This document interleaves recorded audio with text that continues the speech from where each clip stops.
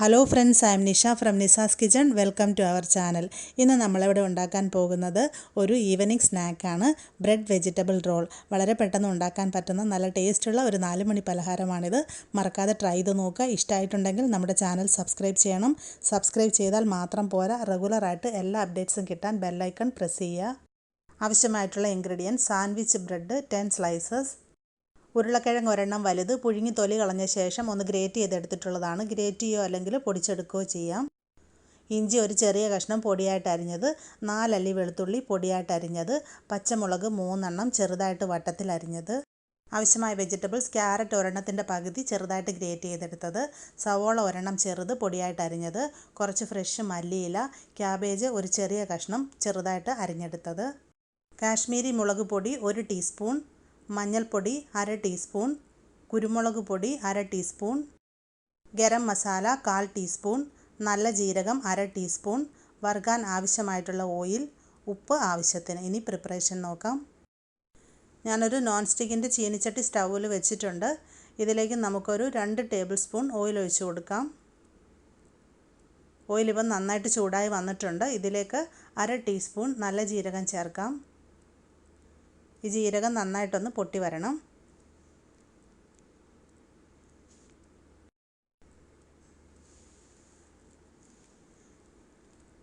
ഇപ്പോൾ ജീരകം നന്നായി പൊട്ടി വന്നിട്ടുണ്ട്. ഇനി നമുക്ക് ഇതിലോട്ട് അരിഞ്ഞു വെച്ചിരിക്കുന്ന ഇഞ്ചിയും പച്ചമുളകും വെളുത്തുള്ളിയും ചേർത്ത് കൊടുക്കാം. ഇതെല്ലാം ഇതുപോലെ ചെറുതായിട്ട് അരിഞ്ഞെടുക്കുക. ഇനി നമുക്കിത് മൂന്നും കൂടെ ജസ്റ്റ് ഒരു 1-2 മിനിറ്റ് ഒന്ന് വഴറ്റാം. ഇപ്പോൾ ഒരു 1-2 മിനിറ്റ് കഴിഞ്ഞിട്ടുണ്ട്. ഇതിലേക്ക് നമുക്ക് അരിഞ്ഞു വെച്ചിരിക്കുന്ന സവോള ചേർത്ത് കൊടുക്കാം. സവോളയും ഇതുപോലെ തീരെ ചെറുതായിട്ട് അരിഞ്ഞെടുക്കണം. നന്നായിട്ടൊന്ന് മിക്സാക്കി കൊടുക്കാം. സവോള പെട്ടെന്ന് വഴന്ന് വരാൻ വേണ്ടിയിട്ട് ഈ സമയത്ത് ഇതിലേക്ക് നമുക്ക് കുറച്ച് ഉപ്പ് ചേർത്ത് കൊടുക്കാം. ഇനി നമുക്കിതിനെ നന്നായിട്ട് വഴറ്റിയെടുക്കാം. ഒരുപാട് മൊരിഞ്ഞ് വരേണ്ട ആവശ്യമില്ല. ഇതെല്ലാം നന്നായിട്ടൊന്ന് ട്രാൻസ്പെറൻ്റ് ആയിട്ട് വന്നേച്ചാൽ മതി. ഇപ്പോൾ സവോളയെല്ലാം നന്നായിട്ട് സോഫ്റ്റായി വന്നിട്ടുണ്ട്. ഇനി നമുക്കിത് ലോ ഹീറ്റിലേക്ക് മാറ്റാം. ഞാനിപ്പോൾ തീ നന്നായിട്ട് കുറച്ച് വെച്ചിട്ടുണ്ട്. ഇതിലേക്ക് ഇനി 1/2 ടീസ്പൂൺ മഞ്ഞൾപ്പൊടി ചേർക്കാം, 1/2 ടീസ്പൂൺ കുരുമുളക് പൊടി ചേർക്കാം, 1 ടീസ്പൂൺ കാശ്മീരി മുളക് പൊടി ചേർക്കാം. എരിവുള്ള നല്ല മുളക് പൊടിയാണെങ്കിൽ 1/2 ടീസ്പൂൺ മാത്രം ചേർക്കുക. ഇനി ഇതിലേക്ക് 1/4 ടീസ്പൂൺ ഗരം മസാല ചേർക്കാം.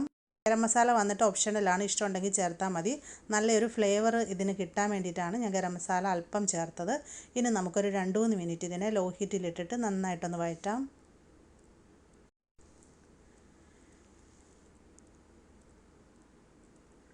ഇപ്പോൾ ഒരു 2-3 മിനിറ്റ് കഴിഞ്ഞിട്ടുണ്ട്. പൊടികളൊക്കെ എണ്ണയിൽ കിടന്ന് നന്നായിട്ട് മൂത്ത് വന്നിട്ടുണ്ട്. ഇനി ഇതിലേക്ക് നമുക്ക് പുഴുങ്ങി നമ്മൾ ഗ്രേറ്റ് ചെയ്ത് വെച്ചിരിക്കുന്ന പൊട്ടറ്റോ ആഡ് ചെയ്യാം. ഞാൻ ഒരു വലിയ ഉരുളക്കിഴങ്ങാണ് എടുത്തിരിക്കുന്നത്.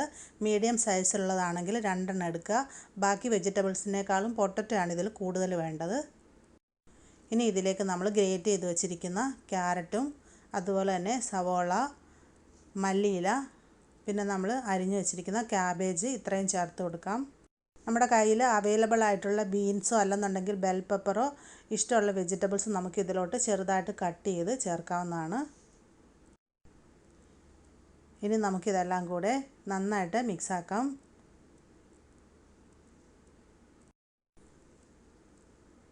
ഇതെല്ലാം നന്നായിട്ട് മിക്സാക്കി കൊടുക്കണം. ലോ ഹീറ്റിൽ ഒരു 4-5 മിനിറ്റ് നമുക്കിതിനെ ഇതുപോലെ വെച്ച് മിക്സാക്കിക്കൊണ്ടിരിക്കണം.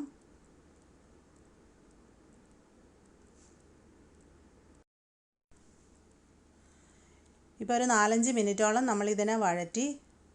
അപ്പോൾ ഇടവിട്ട് ഇതുപോലെ നന്നായിട്ട് അമർത്തി മിക്സ് ചെയ്യുക. പൊട്ടറ്റോയിലോട്ട് വെജിറ്റബിൾസൊക്കെ നന്നായിട്ട് മിക്സായി വരണം. അപ്പോൾ ഞാനിത് നന്നായിട്ട് മിക്സാക്കി എടുത്തിട്ടുണ്ട്. നമുക്ക് ഈ സമയത്ത് ഫ്ലെയിം ഓഫ് ചെയ്യാം. ഈ സമയത്ത് ഇതിൻ്റെ ഉപ്പൊക്കെ ഒന്ന് നോക്കാം. ഉപ്പ് കുറവാണെങ്കിൽ ചേർത്ത് കൊടുക്കുക. എരിവ് കുറവാണെങ്കിൽ അല്പം കുരുമുളക് പൊടി ആഡ് ചെയ്താൽ മതിയാവും. ഉപ്പും എരിവുമൊക്കെ നമ്മുടെ ടേസ്റ്റിനനുസരിച്ച് അഡ്ജസ്റ്റ് ചെയ്യാം. കുട്ടികൾക്കൊക്കെ കൊടുക്കാനായിട്ട് ഉണ്ടാക്കുമ്പോൾ എരിവ് അധികം കൂടി പോകാതിരിക്കുന്നതായിരിക്കും നല്ലത്. ഇപ്പോൾ ഇതിൻ്റെ ഉപ്പും എരിവുമൊക്കെ പാകത്തിനുണ്ട്. നമുക്കിനി ഇതിനെ അടുപ്പിൽ നിന്ന് വാങ്ങി മാറ്റി വെക്കാം. അടുത്തായിട്ട് നമുക്ക് ബ്രെഡ് ഒന്ന് പരത്തിയെടുക്കാം.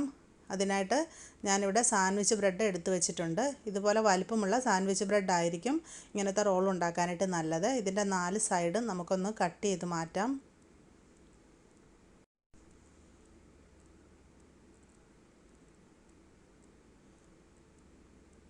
ഇപ്പം നമ്മൾ ഇതിൻ്റെ സൈഡെല്ലാം കട്ട് ചെയ്ത് മാറ്റിയിട്ടുണ്ട്. ഇനി നമുക്കിതിനെ ഓരോന്നായിട്ട് എടുത്ത് ഒന്ന് പരത്തിയെടുക്കാം.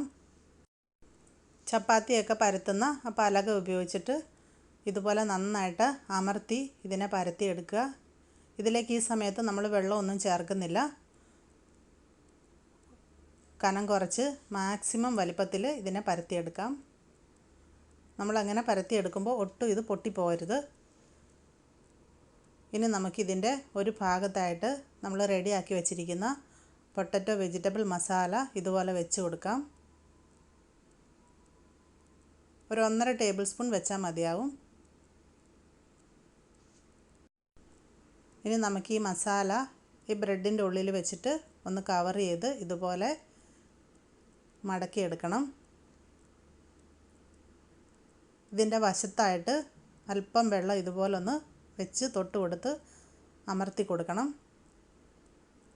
ഈ മസാല ഈ ബ്രെഡിൻ്റെ ഉള്ളിൽ നിന്നും ഒട്ടും പുറത്തേക്ക് വരരുത്. അതുകൊണ്ടാണ് നമ്മൾ ഇതുപോലെ വെള്ളം തൊട്ട് നന്നായിട്ട് പ്രസ് ചെയ്യുന്നത്. വശങ്ങളിൽ മാത്രം വെള്ളം തേച്ച് കൊടുത്താൽ മതിയാവും. നന്നായിട്ട് അമർത്തി ഇതുപോലെ ഒട്ടിച്ചു കൊടുക്കാം. കണ്ടില്ലേ, ഇതുപോലെ ബ്രെഡിൻ്റെ ഉള്ളിൽ മസാല വെച്ചിട്ട് നന്നായിട്ട് ഇതുപോലെ മടക്കിയെടുക്കുക. ഒട്ടും മസാല പുറത്തേക്ക് വരരുത്. മാത്രമല്ല ഒട്ടും ബ്രെഡ് പൊട്ടിപ്പോകാനും പാടില്ല. അല്പമെങ്കിലും പൊട്ടലുണ്ടെങ്കിൽ നമ്മൾ ഫ്രൈ ആക്കുമ്പോൾ മുഴുവൻ മസാലയും പുറത്തേക്ക് പോരും. അപ്പോൾ ഇതുപോലെ നമുക്ക് ഓരോന്നായിട്ട് റെഡിയാക്കിയെടുക്കാം.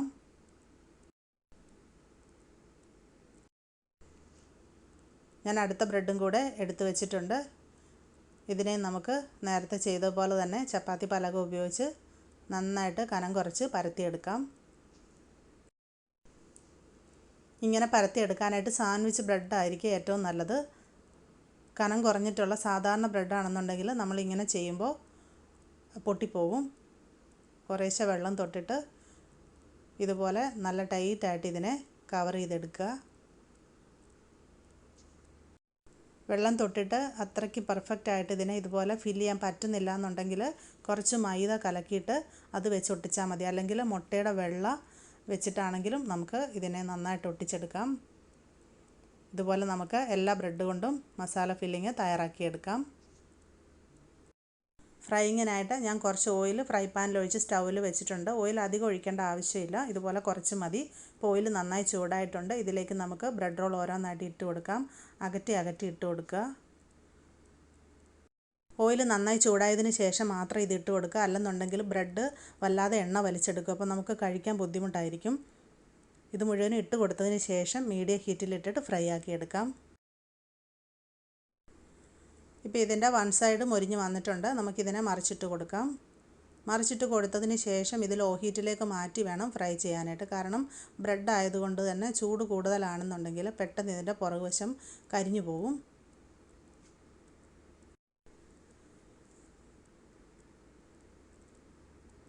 ഇപ്പം നമ്മുടെ ബ്രെഡ് റോളിൻ്റെ രണ്ട് വശവും ആവശ്യത്തിന് മൊരിഞ്ഞ് വന്നിട്ടുണ്ട്. നമുക്കിനി ഇതിനെ എണ്ണയിൽ നിന്ന് കോരി മാറ്റാം. ഇതുപോലെ നല്ലൊരു ഗോൾഡൻ ബ്രൗൺ കളറായിട്ട് വരണം.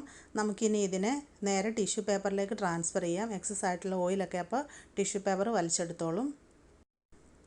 ബാലൻസ് ഓയിലിലേക്ക് നമുക്ക് ബാക്കിയിരിക്കുന്ന ബ്രെഡ് റോളോട് ഇട്ട് ഫ്രൈ ആക്കിയെടുക്കാം.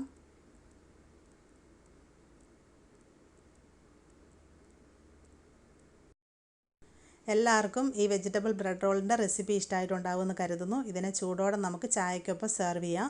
കുട്ടികൾക്കും മുതിർന്നവർക്കും എല്ലാം ഒരുപോലെ ഇഷ്ടപ്പെടുന്ന വളരെ ടേസ്റ്റുള്ളൊരു സ്നാക്കാണിത്.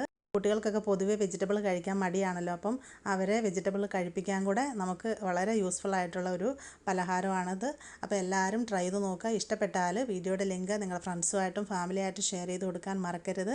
എല്ലാ അഭിപ്രായങ്ങളും നിർദ്ദേശങ്ങളും കമൻറ്റ് ബോക്സിൽ എഴുതി അറിയിക്കുക. താങ്ക്